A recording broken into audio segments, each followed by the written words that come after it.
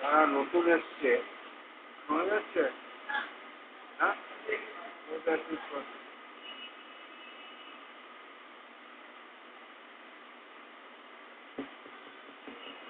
শোনা যাচ্ছে? যারা নতুন এসছে তাদের উদ্দেশ্যে বলছি, এই সাধনটার নাম ক্রিয়াযোগ। ক্রিয়াযোগ কোনো দেবদেবীর উদ্দেশ্যে সাধন নয়। ক্রিয়াযোগ হলো ব্রহ্মবিদ্যা, আত্মজ্ঞান, অর্থাৎ আত্মা বা প্রাণকে জানা। এই শরীরটা আমি নয়, শরীরটা একদিন জন্মায়, একদিন মরে যায়।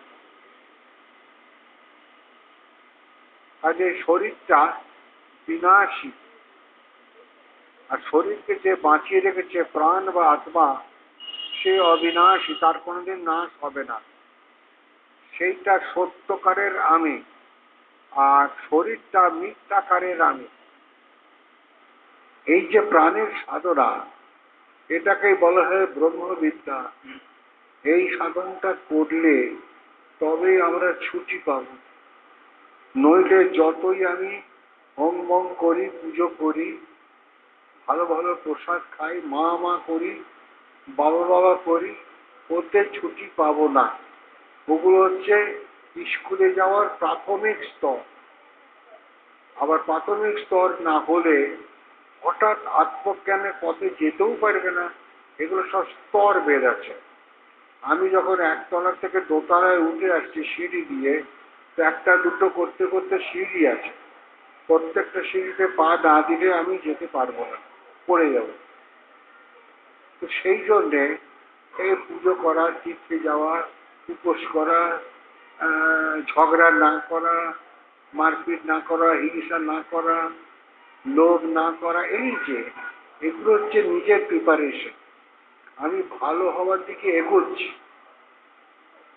আর তাহলে হিংসা করব, লোভ করব, পরশ্রী কাতরতা বজায় রাখবো, আবার ধর্মপথে চলবো, তা হয় না। এটা হচ্ছে দু নৌকোয় পা। দুটো নৌকোর মধ্যে পাশাপাশি পা দিয়ে আমরা কি নদীটা, গঙ্গাটা পার হতে পারবো? মাঝপথে ডুবে যাবে। দু নৌকোয় পা খুব ডেঞ্জার। কাজেই এইগুলো করতে করতে নিজেকে সুন্দর পরিশুদ্ধ হতে হতে তারপরে আমরা ভালো মানুষ হব। তারপরে চুরিচামারি বন্ধ করব, ঘুষ খাওয়া বন্ধ করব, মিথ্যে কথা বলা বন্ধ করব। এইগুলো করতে করতে প্রিপারেশন বহু জন্মানি বাতিতানি, এই সমস্ত তারপরে তীর্থবন্ধন করে নানান রকম করে আস্তে আস্তে পরিশুদ্ধ হয়ে যখন আর ওইগুলো কিছুই করতে ভালো লাগবে না, তখন এই ব্রহ্মবিদ্যা তার প্রয়োজন। এই তো চোখের সামনে দেখলে তীর্থে তো কত মানুষ যায়। এবারে কেদারনাথ থেকে একটা প্রলয় নৃত্য হয়ে গেল। কেন হলো? এটা প্রাপ্য ছিল। ওই জায়গাটাতে পাপের ভাগ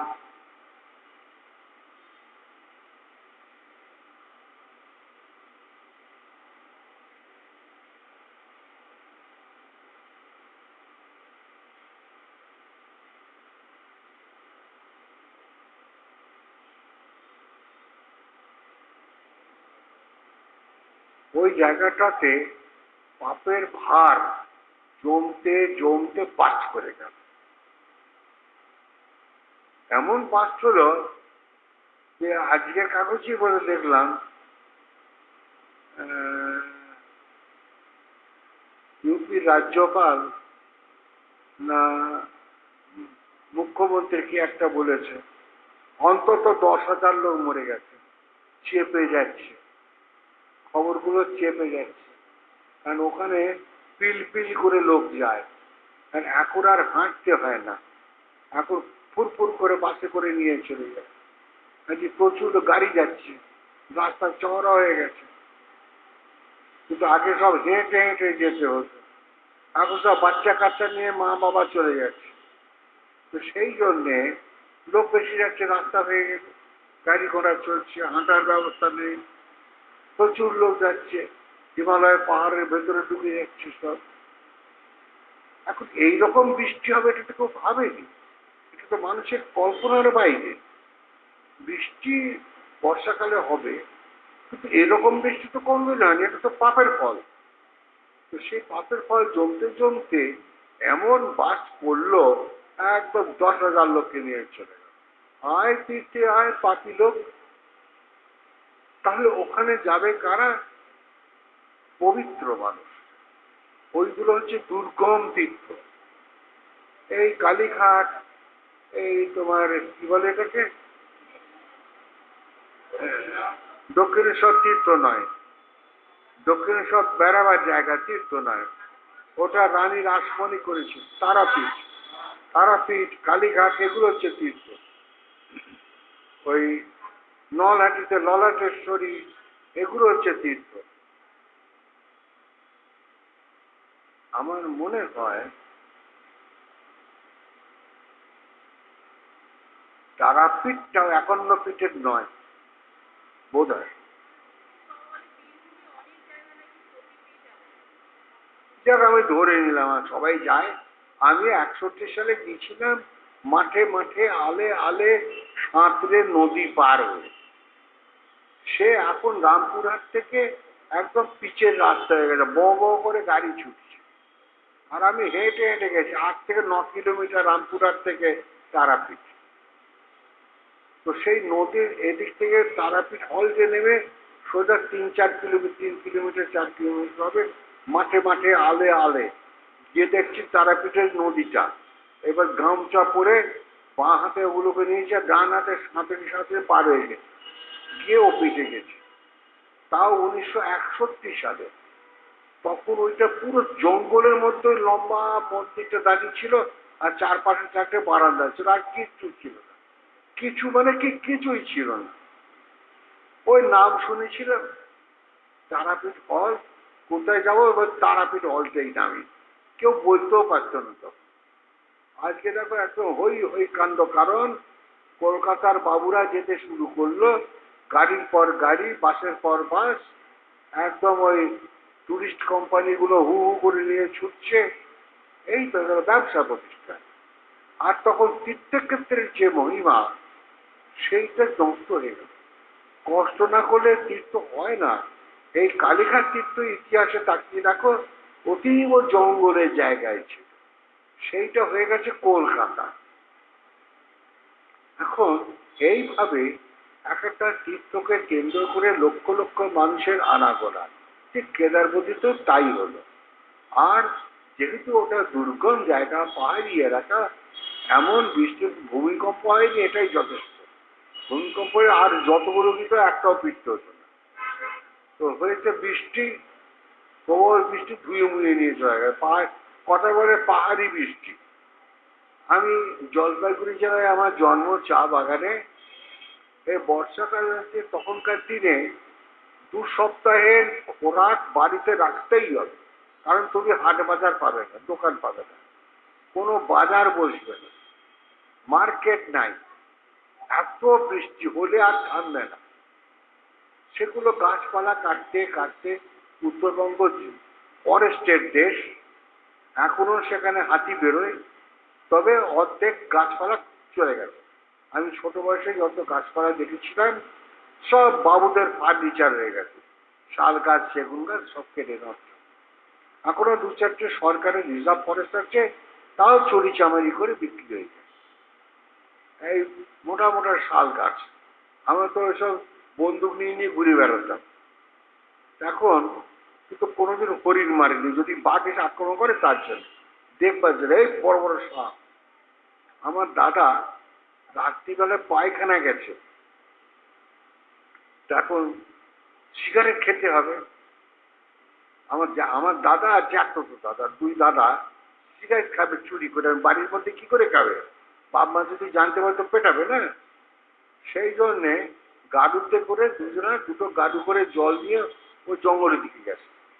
বলছে এই কাঠটার ওপরে বসে বসে পায়খানা, একটা গুঁড়ি পড়ে আছে। এবার গুঁড়ির ওপরে বসে দুজনে মিলে পায়খানা করছে। হঠাৎ গুঁড়িটা চলতে শুরু করে।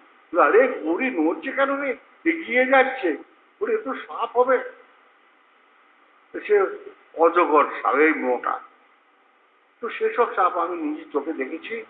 একবার একটা সাইকেলে, যে রাজাভাতখাও ফরেস্টের মধ্যে দিয়ে যাচ্ছি সাইকেল করে, ওটা বিখ্যাত ফরেস্ট, এখন আর নাই, সব ফাঁকা হয়ে গেছে, একটু একটু আছে জঙ্গল।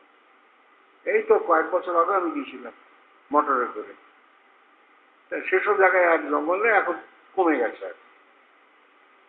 তা আমি নিজে যাচ্ছি, আমি আর আমার একটা ভাইপো, দুজনে মিলে দুটো সাইকেল করে ওই মোরান ফেলার রাস্তা, ছোট ছোট পাথর কুচতে হয় ওই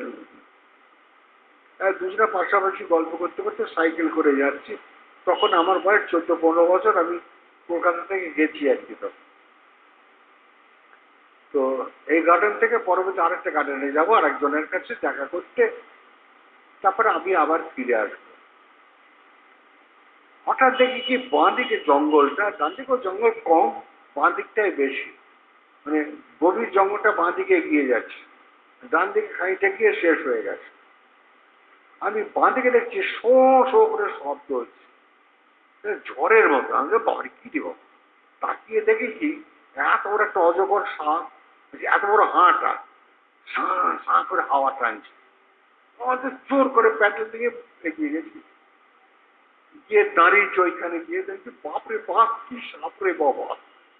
সেগুলো আমার চোখে দেখা, ওইসব অঞ্চলে আছে এরকম, আসাম উত্তরবঙ্গের সব সাপের আর বড় বড় জঙ্গলের বাঘ, হাতি, ওই ওই বাঘে আর হাতিতে, হাতিতেই মারপিট হয়ে যায় এমন জায়গা। এই যে আমাদের বর্জরার জঙ্গল জল, সেখানেও হাতি আছে, কিন্তু এখন কমে গেছে, জঙ্গল সাফ হয়ে গেছে। আমি তো ওগুলো নিজে গেছি না। এই দুর্গাপুরে মুচিপাড়া থেকে বাঁ দিকে চলে যাও, ওই ডিবিসি ব্যারেজের ওপর দিয়ে ওই ওই জঙ্গলের মধ্যে তোমাকে যেতে হবে, বর্জরা জঙ্গল। ওই যে শ্যাম আসে এখানে, ওটা বর্জরা গ্রামে, তারপরে গিয়ে শহর জঙ্গলটা। এখন এসব জঙ্গল মানুষ নষ্ট করে ফেলছে, ফলে জঙ্গলের প্রাণীগুলো কোথায় যাবে, মরে যাচ্ছে না। ওরা তো আর ধর্মতলায় কি প্রশাসন করতে পারবে না যে আমার দাবি মানতে হবে বলে, ফলে মরে যাচ্ছে। এখন এইভাবে চলতে চলতে কি যেন বলতে গিয়েছিলাম, বুঝে গেলাম কোথা থেকে শুরু করেছিলাম বল না রে। ও কেদারনাথ। এখন এই যে হাজার হাজার 10,000 লোক বলছে আজকের কাগজ, ইউপির মুখ্যমন্ত্রী বোধহয় বলেছে 10,000 লোক অন্তত। তো প্রশ্নটা হলো যে অতীতে তো এরকম ছিল না, তাহলে এই কেদারবদ্রী দুর্গম তীর্থ, সেটাকে করে ফেলেছে দুর্গম বেড়াবার জায়গা। যেহেতু গাড়ি যাচ্ছে, অর্থাৎ বগলে বোতল নিয়ে চলো, এই বোতলের ফল পেয়ে গেল। ভগবানের মার, দুনিয়ার মার, প্রকৃতি তো পরিশোধ করবে, নিয়ে নেবে শোধ। ওই জায়গাকে অপবিত্র করা চলে না, চলছে। কালীঘাটে এখানে দেখুন, কালীঘাট রোডের ওই কদিন আগে একটা জোর ঝঞ্ঝট হয়ে গেল, ওই বোতল ফোতল হেনা তেনা, তার সঙ্গে আছে রাজনীতি। রাজনীতি বড় কুটিল নীতি, যাবে না সঙ্গে মরণে, কিন্তু ধর্মনীতিটাই ভারতের নীতি। কত রাজা রুচি ভারতবর্ষে এসেছে, খালি এর সঙ্গে ও মার পিট ঝগড়া খুন খারাপি এই করেছে। তারপরে মুসলমান রাজত্ব এসছে 900 বছর, এসে আরো হিংসা চালু করে দিয়ে গেছে। এখনকার যারা রাজা বড় বড় পদ নিয়ে বসে আছে, দিন দুনিয়ার মালিক হয়ে গেছে, সে দেশি হোক আর পরদেশি হোক, তারা এখন ছড়ি ঘোরাচ্ছে, লুটুপুটে খাচ্ছে। একটা নেতাও তো গরিব নেই, একবার ইলেকশনে দাঁড়াতে পারলে তার পয়সা খায় কে, এই জায়গায় এসে গেছে। তো রাজনীতির জায়গা এটা নয়, তোমাদের সবার জ্ঞান আছে, বুঝে না, আর তা নাহলে মরো। কিন্তু ধর্মপথে ও সব নেই, যে যার নিজেকে জানো, ছুটি নাও পারি দাও। অর্থাৎ কে ভগবান, তুমিই ভগবান। এটা আমার কথা নয়, একদম লাইলি বাবার কথা, তুমিই ভগবান। তাহলে এই প্রাণটাকে যতক্ষণ চঞ্চল, ততক্ষণ আমি আমি, ওকে যখন কিছু কর্মের দ্বারায় আমরা সাধনার দ্বারায় স্থির করে সমাহিত হতে পারবো, সেটাই ভগবান। তখন তুমি ভগবান। এই যে আমাদের জীবনে দুটো দিক আছে, এই দুটো দিককে বুঝে আমাদের কাজ করতে হবে। তাই এই পথ নিজেকে জানার পথ। তাই লাইরি বাবা বলছেন, आप ही को आप जानना इसी को ब्रह्म ज्ञान कहते हैं। নিজেকে জানাটাকেই ব্রহ্ম জ্ঞান বলে। নিজে মানে তোমার এই জন্মের রামবাবুটা নয়। এই জন্মে রামবাবু, গত জন্মে ছিল শ্যামবাবু, তার আগের জন্মে ছিল মধুবাবু, তার আগের জন্মে ছিল যদুবাবু, আবার সামনে যতগুলো জন্ম আছে তখন সেখানে কেলোবাবু, সাদাবাবু, ধলাবাবু, অনেক রকম বাবু। এর মধ্যে কোনটা তুমি? এটা তো দেহের নাম এবং পরিচয়, কিন্তু দেহটা তো আমি নয়, তুমি নয়। একে যে বাঁচিয়ে রেখেছি দেহি, সেইটা আমি বা তুমি। সেই তুমি বারবার আসো আর বারবার চলে যাও। এই যে জ্ঞান, এটাকেই বলে আত্মজ্ঞান। আর আত্মজ্ঞানটাকেই বলা হয় নিজেকে জানার জ্ঞান। তখন তার হবে ছুটি। যতদিন নিজেকে জানতে না পারছ ততদিন ছুটি নয়। তাই আমার শাস্ত্র বলছেন, ইস প্রাণহি ভগবান ঈশ। এই প্রাণটাই ভগবান, এই প্রাণটাই ঈশ্বর, মানে ঈশ্বর। প্রাণ বিষ্ণু পিতামহ। এই প্রাণটাই বিষ্ণু মানে সর্বব্যাপী, তিনি পিতামহ মানে আমার ঠাকুর দাদা, তার ঠাকুর দাদা, তার ঠাকুর দাদা, চলছে জেনারেশন। প্রাণ থেকে প্রাণের উৎপত্তি হয়। কিরকম? এই একটা প্রদীপ, আগুনটা জ্বলছে, আর এই প্রদীপটাতে তেল আর কলতে দেওয়া আছে, আগুনটা। প্রদীপের সঙ্গে যদি প্রদীপ ঠাকাই, আর একটা প্রদীপ হবে না, বুঝবার চেষ্টা করো। কিন্তু যদি আমি ওই আগুনটার সঙ্গে কলতেটাকে দিই, তাহলে এই আগুনটা এতে চলে আসে, কিন্তু এটা শেষ হলো না। তাই একই পিতা থেকে একাধিক সন্তান হতে পারে, এবং ছেলে এবং মেয়ে দুটো হবে, একজনের মধ্যে সব আছে। তাই এর থেকে আবার আগুনটা কিন্তু আর একটা প্রদীপ জ্বলবে। এইভাবে এই আগুনটা থেকে তুমি 10, 20, 50টা প্রদীপ জ্বালাতে পারো। এটাই সৃষ্টি। তাই প্রদীপ থেকে প্রদীপ হবে না, আগুন থেকে আগুন আসবে। তো আমাদের প্রত্যেকের মধ্যে যে প্রাণ আছে সেটাকে মনে করো আগুন, তাহলে তো পরিষ্কার হয়ে গেল। তাই আগুন থেকে আগুনের উৎপত্তি হচ্ছে, অর্থাৎ প্রাণ থেকে প্রাণের উৎপত্তি হচ্ছে। তাই তমেব মাতা চ, তমেব পিতা চ, তমেব বন্ধুশ্চ সখা তমেব। তুমি তো সব। হে আত্মারাম প্রাণ, হে প্রাণ কৃষ্ণ বা আত্মারাম, যাই বলি না কেন তাকে। তুমি দশরথ পুত্র হতে পারো, 20 রথ পুত্র হতে পারো, সেটা কথা নয়, কিন্তু তুমি আত্মারাম বা প্রাণ কৃষ্ণ। তাই তোমাকে চাই। এইটাকে বলে আত্মজ্ঞান। আগে নিজেকে জানো, বুঝো। এটা সাধন সাপেক্ষ, বই পড়ে হবে না। বই পড়ে একটা প্রাথমিক জ্ঞান পাবে, লেকচার শুনলে একটা প্রাথমিক জ্ঞান পাবে, কিন্তু একটু পরে ভুলে যাবে, মনে রাখতে পারবে না। কিন্তু যদি ওন রিয়েলাইজেশন হয়, নিজের সাধনলব্ধ জ্ঞান হয়, তখন তোমার সেই জ্ঞান আজ আমৃত্যু পর্যন্ত থেকে যাবে, ও আর নষ্ট হবে না। কারণ তখন তোমার সত্যিকারের জ্ঞান হবে।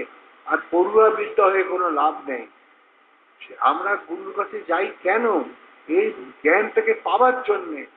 কিন্তু পেয়ে যদি জ্ঞানকে ধরে রাখতে না পারি, বা সেইভাবে সাধন করে জ্ঞানী হওয়ার চেষ্টা না করি, তাহলে বৃথা হয়ে গেল জীবনটা। সেই জন্য সাধন করতে হবে। এই জন্যে ইতি ব্রহ্মবিদ্যায়াং যোগ শাস্ত্রে শ্রীকৃষ্ণার্জুন সংবাদে, ইতি মানে সমাপ্ত। এই যে একটা 18টা অধ্যায় আছে, চ্যাপ্টার, একটা অধ্যায় শেষ হলো, ওই লাইনটা লেখা আছে। কি বলছি? ইতি মানে এই চ্যাপ্টারটা সমাপ্ত হলো কি দিয়ে?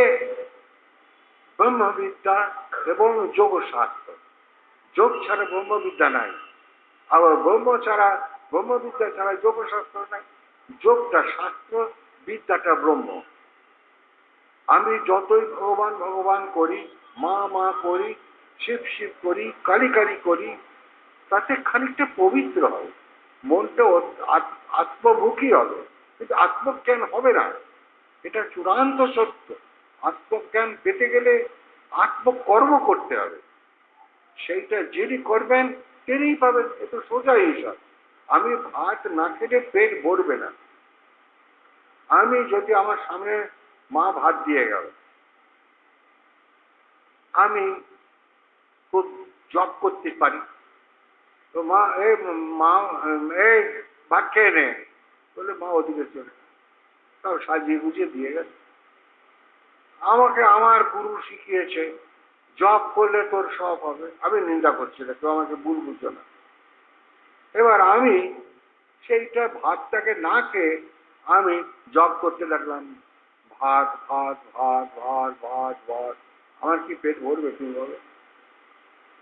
ভরবে। তাহলে আমাকে কি করতে হবে? কোনো কথা না, গপ গপ করে খাও,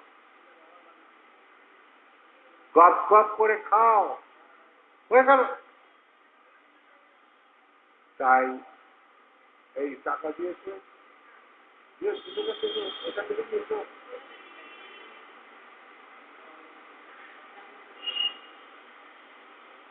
তো সেই জন্যে এটা হচ্ছে প্র্যাকটিক্যাল। প্র্যাকটিক্যাল ইমোশন এর মধ্যে নাই। এই জন্য এটাকে বলা হচ্ছে জ্ঞান বিজ্ঞান সহিতম। এটার মধ্যে জ্ঞান এবং বিজ্ঞান এই দুটো আছে। জ্ঞান ও বিজ্ঞানের সহিতম গীতার কথা। কাজেই সব আমাদের কাছে ধরে দেওয়া আছে। আমরা জানতে চাই না, বুঝতে চাই না, করতে চাই না। সেই জন্য আমরা অজ্ঞানী হয়ে থেকে যাই। এবার যোগেশ বলছেন ক্রিয়াবান দেবতা। কেন আমরা ক্রিয়া করছি? তাহলে আমার দেবতার মতো জ্ঞান হবে। আমরা গুরুর কাছে যাব কেন? এই জ্ঞান লাভ করার জন্য। সাধন পেয়েছি কেন? সাধনটা করব বলে। যারা নতুন এসেছে তারা কাবেরী দত্ত বোধহয় নিচে আছে, ওদের কাছ থেকে ক্রিয়ার তারিখগুলো এবং নিয়ম শৃঙ্খলা জেনে নেবে। তারপরে সেই দিন আসতে হবে। যারা নতুন এসছে তাদের উদ্দেশ্যে বলছি। এবং এই সাধন প্রতিজ্ঞা করে নিতে হবে এবং প্রতিদিন এই সাধন করতে হবে। এটাকে বসতে দিচ্ছে না। ওই খালি দরজা খুলেছে, আমার তো চারদিকে চোখ আছে না, তো সেই জন্যে ওই আসছে। আর কোন মেয়েটা ফোন করছে সেই দিয়ে খালি বারান্দায় ছুটি যায়, আসুন ওর ল্যাজ কেটে দেবো। দাঁড়া, তোর বাবার ল্যাজ কাটবো, তোর বাবার ল্যাজ কাটবো।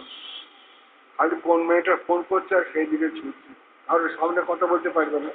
মা তোর বারান্দা দরজা বন্ধ বন্ধ করে।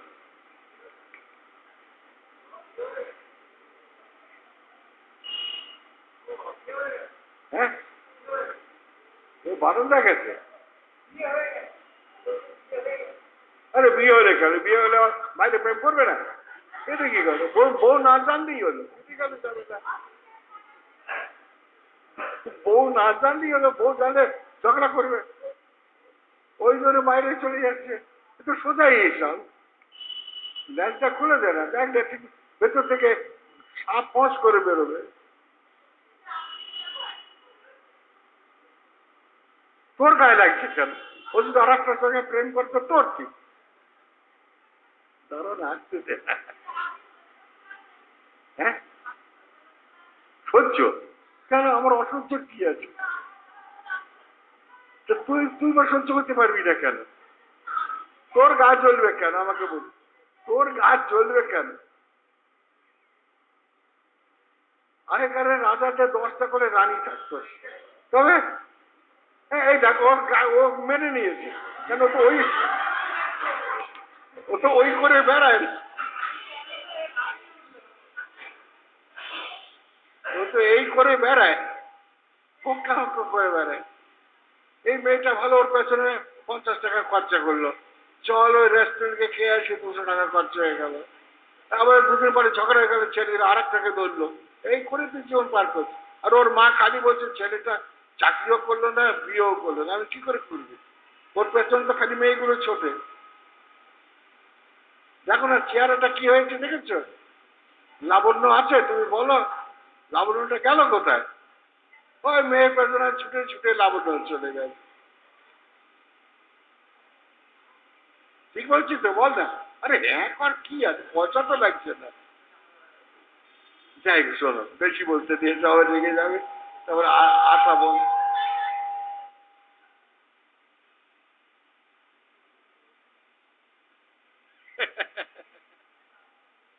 দেখো না গিন্নি বসে আছে, রে পাশ করে উঠে গিন্নির মনোভাবটা বেরিয়ে আসছে। এরে বাপরে বাপ, কি গিন্নি!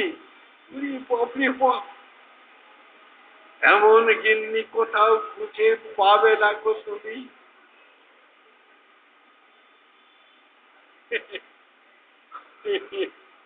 তবে রবীন্দ্রনাথ যা দিয়ে গেছে না, ইন অল সাবজেক্ট একেবারে সব রকম জ্ঞান ছিল। ওই দেখো না সঞ্জয়, রবীন্দ্রনাথের আধা আধা রবীন্দ্রনাথ হয়ে গেছে। কি সোজা জ্ঞান, বিয়ে না করেই সব জ্ঞান। কারণ জ্ঞানটা সব ঢুকে গেছে দাড়ি আর গোপে। ও খেতে গেলে আগেই তো দাড়ি গোপে খেয়ে নেবে।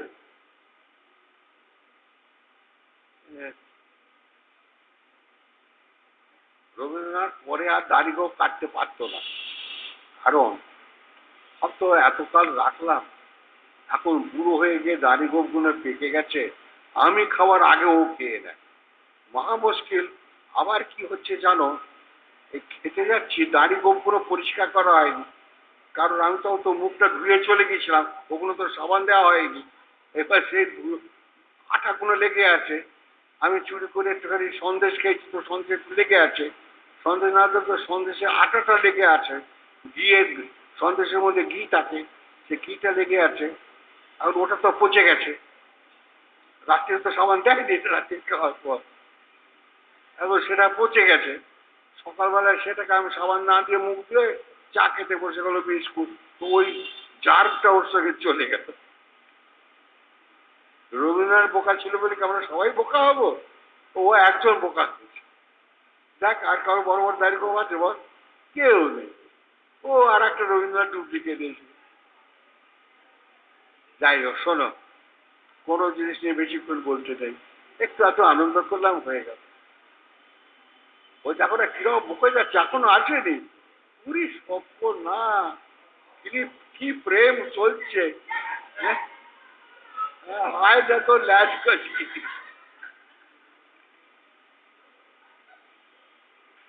হায় না তো ল্যাজ কষাচ্ছি আমি। এখানে বস, ওই মামনের পাশে বস। হ্যাঁ, কে, কার সঙ্গে, কোন মেয়েটার নাম কি যা ফোনে কথা বলছিলি? আবার আরে তোর বউ শুনবে না, বল না আমার কাছে। আচ্ছা আমার কানে কানে বলি। ল্যান্ড সাইজ হচ্ছে তোর কি, যে মরছে তা তোর কি, কত জন্মাচ্ছে কত মরছে। হ্যাঁ, তুই ওদিকে গেলি কেন, বউ শুনতে পাবে বলে? ও আবার আবার চোখকে ফাঁকি দিবি? হ্যাঁ, মেয়েটা কোথায় থাকে? ও মেয়েটা কোথায় থাকে? আর আমি তোর বউকে বলবো না, আরামবাগে থাকে। ও তাহলে ঠিক আছে, ঠিক আছে, ঠিক আছে, ঠিক আছে, নাম বলিস না, কানে কানে বলিস। আরামবাগ, যেখানে গেলে পরে বাঘের জায়গায় আরাম পাওয়া যায়। তবে বাঘ হবে, কিন্তু একদম বাঘের মতো থাকবে, কিন্তু আরাম হবে। আরামবাগ কাকে বলবে? গিন্নিকে। গিন্নি কোনো সময় বাঘ, আবার বাকি সময় একটা খাবার দেয় আরাম। গিন্নির চেয়ে বড় আরামবাগ পৃথিবীতে নাই। বুঝেছো? ওই জায়গায় ছিল কোন রাজা রুজি ছিল, জমিদার জমিদার, সে ওই নামটা দিয়ে গেছিল আরামবাগ। তার গিন্নি খুব ভালো ছিল, যা খাবার চাইতো তাই দিত।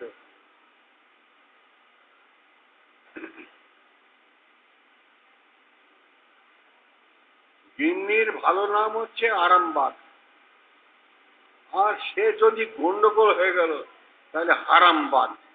ওরা বাপরে, জীবন ওস্তাগত হয়ে পালা পালা পালা কেন সংসার করেছিলাম বাবা, একদম হারামবার হয়ে গেছি গো।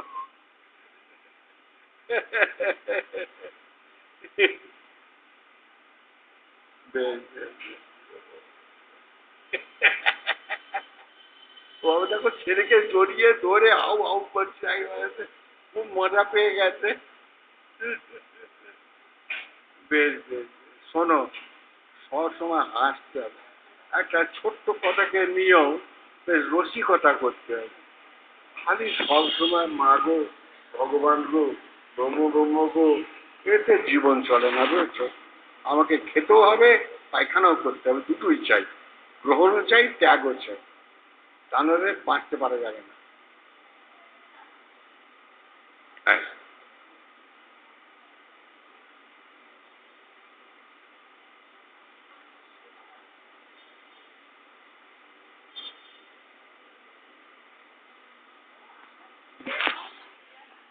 হ্যাঁ, কাশিয়াডাঙ্গা, কাশিয়াডাঙ্গা উচ্চ ইংরাজি বিদ্যালয়। কোথায়?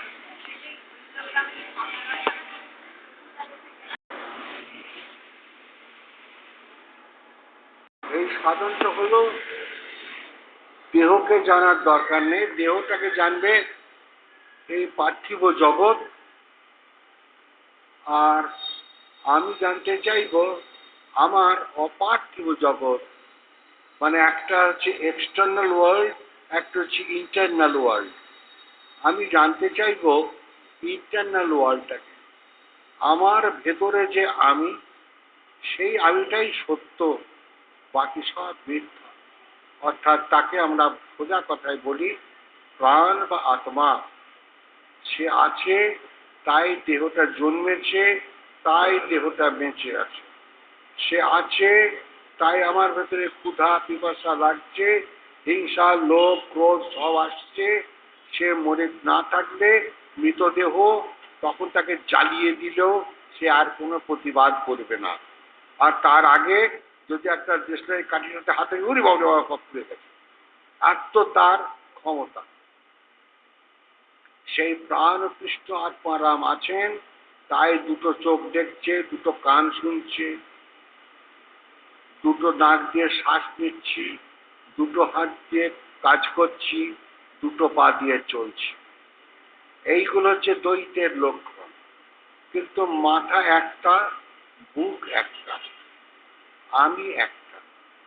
অর্থাৎ মূলত আমি এক হয়ে গেছি এই পৃথিবীতে আসার দরুনে বহু, অর্থাৎ দ্বৈত। তাই লাহিড়ী বাবা বলছেন দ্বৈতই মহা দুঃখের মূল।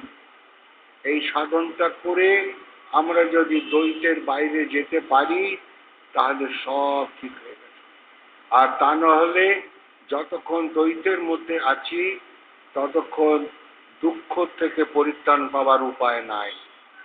যতক্ষণ আমি খাচ্ছি, আমি বলছি, আমি নিচ্ছি, আমি করছি, আমি যা বলছি সেটাই ঠিক, তোমার কথাটা ঠিক, ততদিন হবে না। ততদিন আমি তার থেকে দূরে, আমার থেকে দূরে হয়ে গেছি। এই যে আমার থেকে দূরে হয়ে যাওয়া, এটাই তো খারাপ। তাকে এমন সাধন করো, আমার আমিতে ঢুকে গিয়ে আহম ছোড়ায় কই নেই, এই অবস্থায় চলে যাও, সব ঠিক হয়ে গেছে। তখন আর জীবনে কোনো বেঠিক থাকবে না। এগুলো কথার কথা নয়, এগুলো বাস্তব সত্য, চিরন্তন সত্য। এ সত্য আজকে নয়, এই সত্যর উপলব্ধি জ্ঞান ভারতবর্ষ থেকেই উৎপত্তি হয়েছিল, অনন্তকাল আগে থেকে।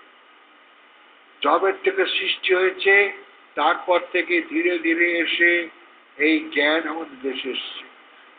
তার বিনিময়ে বেদ বেদান্ত উপনিষদ গীতা সব শাস্ত্র তৈরি হয়েছে, সবগুলোই অদ্বৈতবাদ। ভারতের মূল শাস্ত্রগুলোই অদ্বৈতবাদ। মানুষ, বিভিন্ন মহাপুরুষ, তারা অনেকে অদ্বৈতবাদ হতে পারেননি। তারা দ্বৈত মতে সাধন করে কেউ ভগবানকে মা বলছেন, কেউ ভগবানকে বাবা বলছে, কেউ ভগবানকে শিব বলছেন, কেউ ভগবানকে দুর্গা বা কালী বলছে, কিন্তু মূলত সে একই, একই প্রাণ, একই জল, নদীর জল 10টা কলসিতে তুলে আনে। 10টা কলসি আলাদা, কিন্তু 10টার কলসির ভেতরে যে জল আছে সে জল একই নদীর জল। কিন্তু সব কলসিগুলো বলছে দেখ আমি বড় ও ছোট, আমি বড় ও ছোট, কারণ কলসিগুলো আকার ভেদ আলাদা, তার সাইজ আলাদা, ছোট বড় আছে। এ কারণে কলসিগুলো ঝগড়া করছে, তার ভেতরে যে আছে জল সে কিন্তু ঝগড়া করছে না। কাজে আমরা ঝগড়া করে মরি দেহ, মন এইগুলোকে নিয়ে, ইন্দ্রিয় এদের নিয়ে, কিন্তু মূল আমি যে প্রাণ বা আত্মারূপী আমি, সে কোনো ঝগড়া করে না, তার কাছে কোনো বিচ্ছেদ নাই, কারণ সে জানে আমি আর তুমি এক। কারণ যে পিতার থেকে সন্তান হলো সে পিতারই আর একটা অংশ, মাতা কন্টেনার, কারণ তাই তাকে বলা হয় ধরিত্রী, ধারণার কর্ত্রী। কাজেই আমরা পৃথিবীকে মা বলি, আর মাকে দুর্গা কালীকে জগৎ মাতা বলি, জগৎটাকে ধরে আছে। কাজে এইভাবে আমি আমার মা ধরে রেখেছিল, তাই আমি পৃথিবীতে এসেছি, এ কারণে সে মাতা। আর সেই জন্য শাস্ত্রে বলছেন পিতা স্বর্গ পিতা ধর্ম পিতা হি পরমং তপ পিতরি পৃথিবাপন্নে প্রিয়ন্তে সর্বদেবতা। প্রিয়ন্তে, পিতার পরে গিয়ে সর্বদেবতা, কারণ পিতা না থাকলে আমার কোনো অস্তিত্বই আসতে পারত না। সেই জন্যে পিতা স্বর্গ পিতা ধর্ম পিতা হি পরমং তপ। অতএব এই যে স্থূল শরীররূপী পিতা একদিক থেকে যেমন সত্য, অপর দিক থেকে শরীররূপী পিতা মিথ্যা, কিন্তু শরীর থেকে যে শরীরই বেরিয়ে এসে আমার উৎপত্তি হয়েছে সেইটা সত্য। কারণ মিথ্যা পিতা মরে গেছে, সত্য পিতা রয়ে গেছে। তাই পিতার থেকে সবসময় সন্তান, তার থেকে সন্তান, তার থেকে সন্তান, এই যে কন্টিনিউয়েশন, প্রাণ থেকে প্রাণের উৎপত্তি, একটা প্রদীপের আগুন থেকে শত প্রদীপের আগুন, এইটা সত্য, প্রদীপটা মিথ্যা। তাই সত্যকে জানতে গেলে আমাদের প্রাণ বা আত্মাকে জানতে হবে, এটাই চূড়ান্ত সত্য, এই জ্ঞানটাই আমাদের লাভ করতে হবে। কিন্তু এটা সাধন সাপেক্ষ। পুঁথিগত জ্ঞান দুদিন মনে থাকবে, তারপর 2-3 রাত্রির ঘুমলে পরেই ভুলে যাবে। কিন্তু যদি তোমার সাধন করে যদি উপলব্ধির মধ্যে আসে, তখন সেটা আর ভুল হবে না, কারণ তোমার ভেতরে গেঁথে গেছে। যে পড়াটা একবার ব্রেনের মধ্যে ঢুকে গেছে, সেটা 2 মাস পরে গিয়েও পরীক্ষা হলে আমি ঠিক লিখতে পারবো। আর যেটা ব্রেন সেলের মধ্যে ঢোকেনি, মুখস্থ বিদ্যা, সে ভুলে যাবে।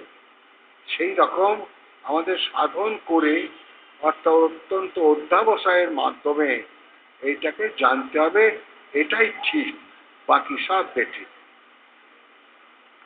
আর ভগবানকে আমি কি করে জেন্ডারের মধ্যে ফেলবো? ভগবানটাকে প্রাণ হি ভগবান ঈশ্বর, এই যে প্রাণ তিনি ভগবান, তিনি ঈশ্বর, তিনি বিষ্ণু, তিনি পিতামহ, তিনি ধর্ম, তিনি সব কিছু ধরে রেখে দিয়েছেন। তাহলে এমন যে শক্তিশালী, মহা শক্তিশালী যে প্রাণ, তাকে আমি জেন্ডারে আনবো কি করে? সে তো বিয়ন্ড দ্য জেন্ডার। আমার বাবার ভেতরেও যে প্রাণ, আমার মায়ের ভেতর তো সেই প্রাণ, আমার ভেতরেও যে প্রাণ, আমার পুত্রের ভেতর তো সেই প্রাণ। এই যে প্রাণের ধারাবাহিকতা, এইটা সত্য। সে কখনো মরে না, সে জন্মায়ও না, সে একটা রূপ পরিবর্তন করে আবার চলে যায়, এটাই তার খেলা। কাজেই এই যে নিজেকে জানা, এটাই চূড়ান্ত সত্য, এটাই ক্রিয়াযোগের শেষ কথা এবং প্রথম কথা। आप ही को आप जानना, किसी को ब्रह्म ज्ञान कहते हैं। নিজেকে জানো, এটাই ব্রহ্ম জ্ঞান। কে ব্রহ্ম কোথায় আছে আমি জানি না, সে আছে হৃদয়েই অর্জুন তিষ্ঠতি, সকলের হৃদয় দেশের মধ্যে তিনি বসে আছেন। তাকে জানলে ছুটি, না জানলে বন্ধন। ছুটি মানে পুনর্জন্ম ন বিদ্যতে, আর পুনর্জন্ম হবে না, এটাই ছুটি। আর যতদিন জন্ম মৃত্যুর অধীনে, ততক্ষণ আমি আমি, তুমি তুমি, আমি ভালো তুমি মন্দ, আমি শিক্ষিত তুমি অশিক্ষিত, আমি বড় তুমি ছোট, আমি জ্ঞানী তুমি অজ্ঞানী, আমি মহান তুমি মহান নয়। মহানের অপোজিটটা কি? মহান শব্দের অপোজিটটা কি? অমহান তো কোনো কথা হয় না, ক্ষুদ্র। হ্যাঁ, তাই হোক, আমি মহান তুমি ক্ষুদ্র, যাই হোক। হ্যাঁ, যাই হোক, ক্ষুদ্র ইতর যাই বলো একই কথাই। তো এই যে অপোজিট, এই দ্বৈত, এই মনটা চলে যাবে, কারণ ওটা জ্ঞান না করলে যাবে না। আর সেই জ্ঞানটাকে পেতে যাওয়াটাই তো সাধনা। আমার কি হবে কালি কালি করে, কি হবে শিব শিব করে? কালির ভেতরেও যিনি, শিবের ভেতরেও তো তিনি, সেই প্রাণ। অতএব প্রাণ হি ভগবান ঈশ্বর, প্রাণ বিষ্ণু পিতামহ, প্রাণেন ধার্যতে লোক, সর্বং প্রাণময়ং জগৎ, সর্বং প্রাণময়ং জগৎ। আকাশ বাতাস গ্রহচন্দ্র নক্ষত্র থেকে ধূলিকণা পর্যন্ত সর্বং কে আছে? প্রাণময়ং জগৎ। এই ত্রিভুবন সবই প্রাণময়, প্রাণ ছাড়া কিছু নাই। এই যে সর্বব্যাপী প্রাণ, সে আছে তাই এত বড় পৃথিবী মহাশূন্যে ঘুরে বেড়াচ্ছে। সেই প্রাণ আছে তাই অনন্ত সীমাহীন আকাশ, যার কোন দিকে কোনো দেয়াল নাই, সীমা পাবে না খুঁজে। তাহলে সর্বং প্রাণময় জগৎ, এই বিশ্ব ব্রহ্মাণ্ডে যা কিছু আছে সব প্রাণময়। কি উদার কথা! আর কোন শাস্ত্র বাক্য আমার জানার দরকার নাই। আমি তো মনে করি এই দুটো লাইনকে জানলি সব জানাই। কিন্তু সব জানা হলো না, সব বোঝা হলো সাময়িক। এরপর এই ব্রহ্ম সাধন করে, তপস্যা করে, সেই জ্ঞানটা হৃদয়ে সজ্জিত দৃষ্টিতে আনতে পারলে সে জ্ঞানটা থাকবে, এবং সে জ্ঞানটা চিরস্থায়ী হয়ে ওই জ্ঞানের মধ্যে ডুব দিয়ে যদি আমি দেহত্যাগ করতে পারি, তাহলে আমার ছুটি, নাহলে আবার বন্ধন, আবার পুনর্জন্ম, আবার রগরগি, ট্যাঁ ট্যাঁ করে ওয়া ওয়া কান্না, কত সুখ দুঃখ। ছোটবেলায় স্কুলে যেতাম, সংস্কৃত পড়াচ্ছে মাস্টার, আরে হাত পাত এতখানি লিখে পাক করে মেরে দিল। আরে বাবা, সংস্কৃত মাস্টার গুলো খুব ডেঞ্জার থাকবে আমাদের সবাই। এখন তো মারধর উঠে গেছে। তো সংস্কৃত মাস্টার হলে অর্ধেক ছেড়ে অ্যাবসেন্ট, পালিয়ে গেছে। তো আমাদের সময় এগুলো ছিল। সংস্কৃত একটা 100 নম্বরের সাবজেক্ট ছিল, তার মধ্যে কবিতা গদ্য সব ছিল, গ্রামার সব ছিল। যেমন বাংলা সাবজেক্ট, ইংলিশ সাবজেক্ট, ওরকম সংস্কৃত একটা পুরো বাদ ছিল।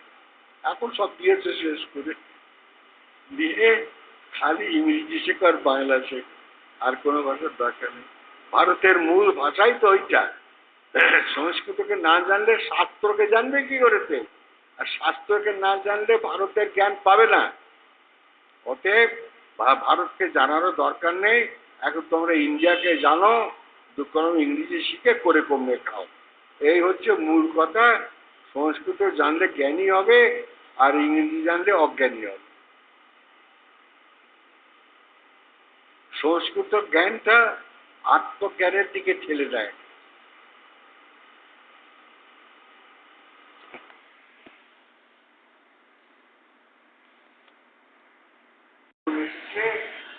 তাদের উদ্দেশ্যে বলছি, আগে বইগুলো পড়ো, ফিরে সুস্থে সাধন টাধন নিয়ে সাধন করলে জানা যাবে।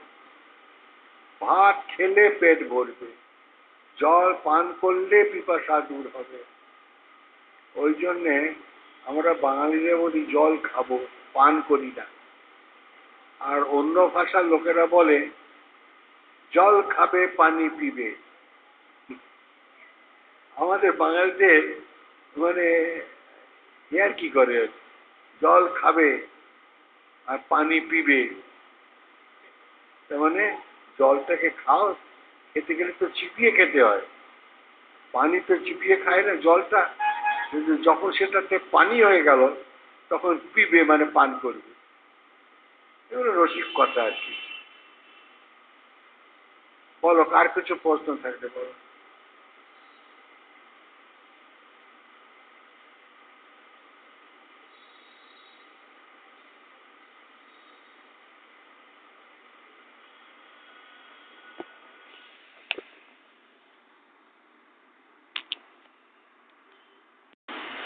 আমার পাশে দুটো ছোট্ট ছোট্ট বন্ধু আছে, ওদের জিজ্ঞাসা করছি, যতদিন রাত্রিবেলায় ঘুমিয়ে ঘুমিয়ে বিছানায় জল পড়বে ততদিন এই চেয়ারে বসবে, যাহা জল পড়া বন্ধ হয়ে যাবে তখন ওখানে গিয়ে বসবে, এখানে আবার অন্য লোক করে আসবে। কাজেই তোমরা বিছানায় জল পড়া বন্ধ করো না, চালিয়ে যাও, দুজনকেই বলছি, তাহলে আমার পাশে বসতে পারবে। রাজি আছো? রাজি আছে? তুই রাজি আছিস? আচ্ছা, দুজনে রাজি আছে, ঠিক আছে। এই দুজনাই আমার পাশে বসবে, যতদিন বিছানায় জল পড়ছে, জল পড়া বন্ধ হলেই বা বন্ধ হয়ে গেল এখানে বসা, তখন ওখানে গিয়ে বসবে, মনে থাকবে? অতএব রোজ একবার করে ফেলতে হবে জল। সে তোমার মা বকছে কি না বকছে আমি দেখবো না। দুজনে শুনছো তো? তুই শুনছিস? আচ্ছা ঠিক আছে, দুজনেই শুনে। মনে থাকবে তো কথাটা? আচ্ছা, তোর মনে থাকবে তো? ও তোকে বলছি, মনে থাকবে তো? ঠিক আছে, বলো, কার কিছু প্রশ্ন থাকলে বলো। প্রশ্ন না করলে এক কথা আমি বারবার কত বলবো, খবর দেবো।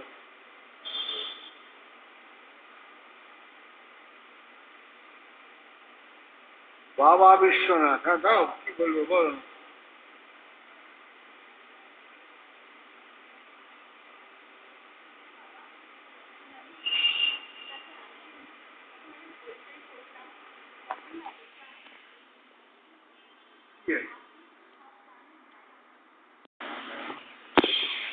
ধর্মপথে অনেক আবেগপ্রবণ কথা বলা যায়, কারণ এখানে কোনো প্রমাণ নাই। এখানে যা বলবে সাধারণ মানুষ সেগুলোই খেয়ে নেবে, কারণ প্রত্যেকের ভেতরেই আবেগ আছে।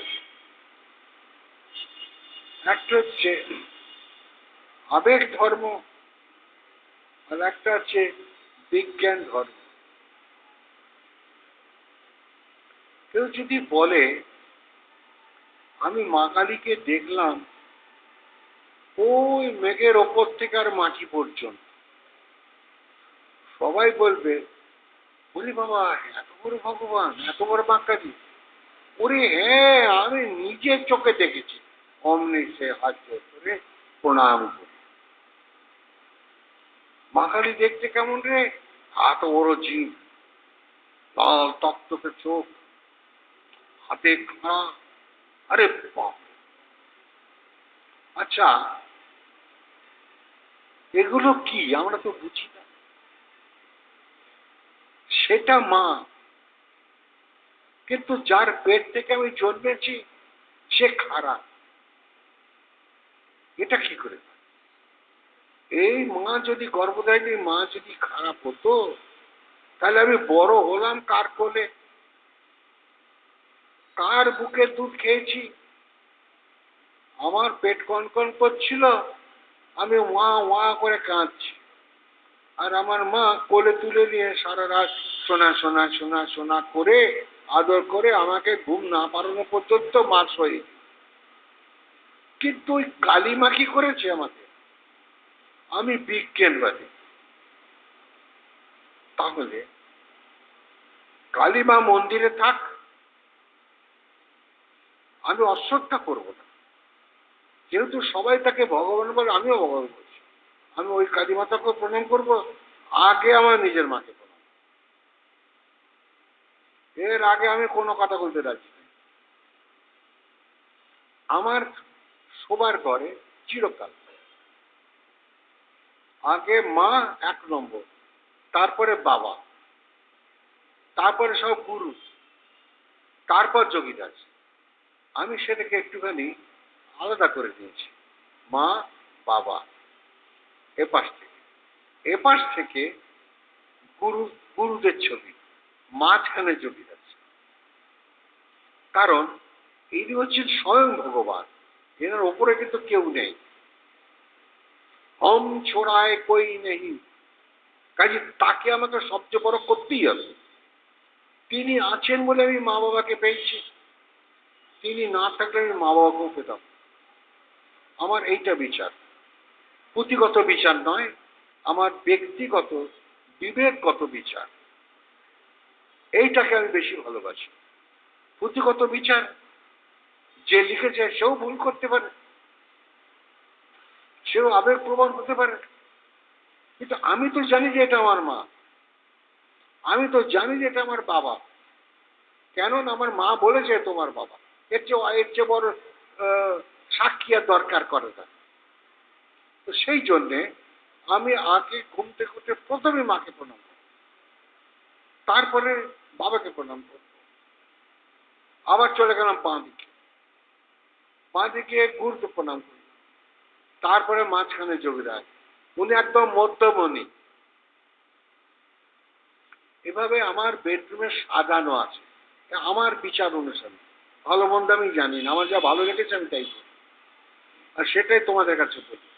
তোমরা করবে তোমাদের বিচারে, আমার কথা শুনবে কেন, কোনো দরকার নেই। যে যার নিজের বিচারের জন্য, কিন্তু ক্রিয়াটা করো। আর বাইরের বিচার তোমার ব্যাপার, তুমি কাকে বেশি ভালোবাসো সেটা তোমার তোমার নিজস্ব রুচির উপরে নির্ভর করে, সিদ্ধান্ত বিবেকের উপরে নির্ভর করে। কিন্তু যা সত্য তা চিরকালই সত্য, সে কোনোদিনই মিথ্যা হবার না। কাজেই শাস্ত্র সব সত্যকে নির্ভর করেই হয়ে আছে। আমার মা আমাকে নিঃসন্দেহে মানুষ করেছে, কিন্তু পিতা না থাকলে আমি পৃথিবীতে আসতে পারতাম। সেই জন্যে পিতা স্বর্গ পিতা ধর্ম পিতা হি পরমন্তপ, এগুলো মিথ্যা কথা নয়। তাই যে কোনো এই কাজ করতে গেলে, পুজো করতে গেলে এইসব মন্ত্র আছে, সেগুলোকে পাঠ করতেই হয়। এগুলো মিথ্যা নয়, অনেক হিসাব করে মহান মহান জ্ঞানী পুরুষরা এগুলো করে দিয়ে গেছেন। আমরা সেগুলোকে মেনে চললে আমাদেরই ভালো। আর না মেনে যদি আমি 5 স্টারে যাই আর ওই বোতল নিয়ে ঘুরে বেড়াই বা ইয়ে করি, আরে 5 স্টার কেমন একটা দেখি একটা ফিনিশ হয়ে গেল। দেখছি ও ঘরে বোতল খাচ্ছে, ও ঘরে গেলাস খাচ্ছে, ও ঘরে থালা খাচ্ছে, খাচ্ছি তো আমার ভালো, যার যেটা রুচি করুক না, আমার কোনো আপত্তি নেই। যার যাতে মন চায় নিশ্চয়ই করবে। এই দুনিয়ায় খুনিয়ে ডাকাত চোর আছে বলে না পুলিশ আছে, আবার পুলিশ আছে বলে লক্ষ লক্ষ লোকের এমপ্লয়মেন্ট হয়েছে। তাহলে চোর আমার উপকার করছে, কারণ অত লোকের এমপ্লয়মেন্ট করে দিয়েছে। চোর খুনি ডাকাত না থাকলে এত জেল থাকতো না, এত পুলিশ থাকতো না, ওই লালবাজার হতো না, ওই থানাগুলো হতো না।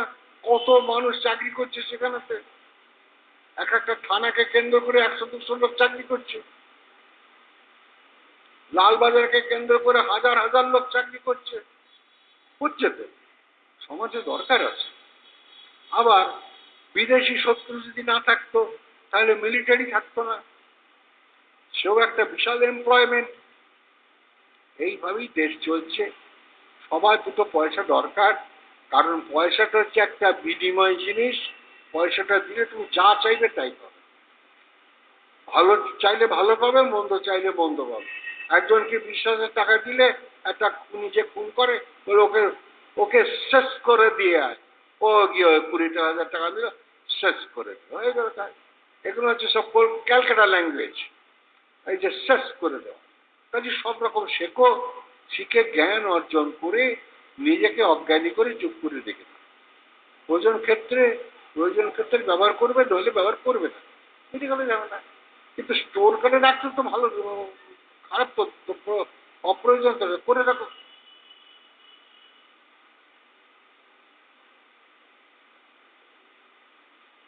সব কিছু দরকার। আমি যদি খালি দিন চাইবো তো রাত যাবে কোথায়? আবার সবসময় যদি রাত হয় তাহলে দিন যাবে কোথায়? এইটা তো দ্বৈত এখান থেকে এসে গেছে না। সৃষ্টির মধ্যেই তো দ্বৈত লুকিয়ে আছে। সূর্য কিন্তু একই জায়গায় রয়ে গেছে। আমরা আগে জানতাম পৃথিবীর মানুষ যে সূর্য ঘোরে, পৃথিবী এক জায়গায় থাকে। পরবর্তীকালে কি নাম রে, ভুলে গেলাম। ওই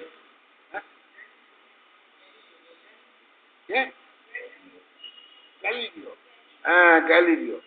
কোন ছোট বয়সে পড়েছে আমি তার মনে আছে। গ্যালিলিও এটাকে প্রমাণ করে দিল যে না, সূর্য এক জায়গায় আছে, পৃথিবী ঘুরছে বউ বউ করে, তার আপন কক্ষপথ। আপন কক্ষপথ। যাই হোক, এত জ্ঞান আছে ছেলেটা, কিন্তু এখন বিয়ে করে। কি করা যায়? একটা মেয়ে তো বিয়ে হতো, সংসার করতে পারতো। হ্যাঁ, ওকে গলায় একটা ঘন্টা বেঁধে দে, হক্কা হক্কা করে ঘুরে বেড়ায়, টং টং করে করে। ওই ধম্মের সার বলে না, ওই জিনিসটা, ধম্মের সার। ধম্মের সার গলায় ঘন্টা দেওয়া থাকে।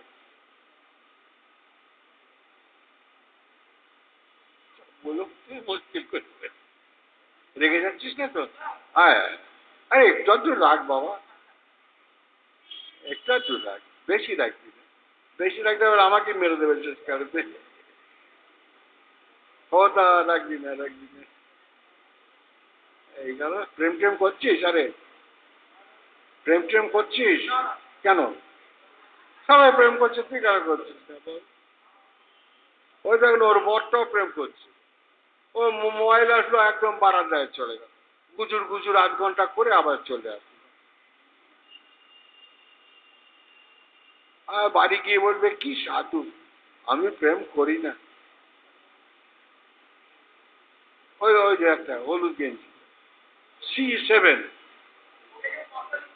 না, সি মানে কলকাতা, আর 7 মানে 7টা প্রেম করেছে। ওই দেখো বুকে লেখা রয়েছে। যাই হোক, এটা ধর্মের জায়গা, এখানে আর কি মেরো না। একটু আধটু ভালো, বেশি নয়, তাহলে নিন্দা হবে। এই চ্যাংড়াগুলোকে একটুখানি বসে রাখতে হবে তো, সেই জন্য একটু আধটু উল্টো পাল্টা কথা বলি, ধরে একদম বিপদগামী হয়ে যাবে সব। আর দাদু নাতি একটুখানি এরকম গল্প হয়েই থাকে, তাই না? ঠিক আছে, তবে তাই হোক। তবে এই যে নিজেকে জানা, এটাই কিন্তু সত্যিকারের জ্ঞান, আসল জ্ঞান। এইটা না জানা পর্যন্ত ছুটি হবে না। ইনি আছেন কোথায়? আমার এই নির্দেশের মধ্যে। তাই আমাকে ডুবতে হবে এই দেহ মন্দিরের মধ্যে, ওই ইট কাঠ পাথরের মন্দিরে নয়। ওখানে গেলে প্রসাদ পাবো, কপালে তিলক কাটতে পারবো, ঢিপ ঢিপ করে প্রণাম করতে পারবো, মা মা বাবা বাবা বলে চেঁচাতে পারবো, দুহাত তুলে নাচতে পারবো, সব পারবো। কিন্তু নিজের ভেতরে ঢোকা যাবে না। आप ही को आप जानना, इसी को ब्रह्म ज्ञान कहते हैं। এই জ্ঞান পাবো না। এই জ্ঞান পেতে গেলে রামপ্রসাদের কথা, ডুবতে মন কালী বলে, হৃদি রত্না করে অগাধ জলে। যে যেভাবে ভগবানকে পাবার চেষ্টা করেছে, একটা হচ্ছে বহির্মুখী হয়ে, একটা হচ্ছে অন্তর্মুখী হয়ে। একটুখানি খেয়াল করো, প্রত্যেক মহাপুরুষ, তারা মহান, তাদের আমরা শ্রদ্ধা করি।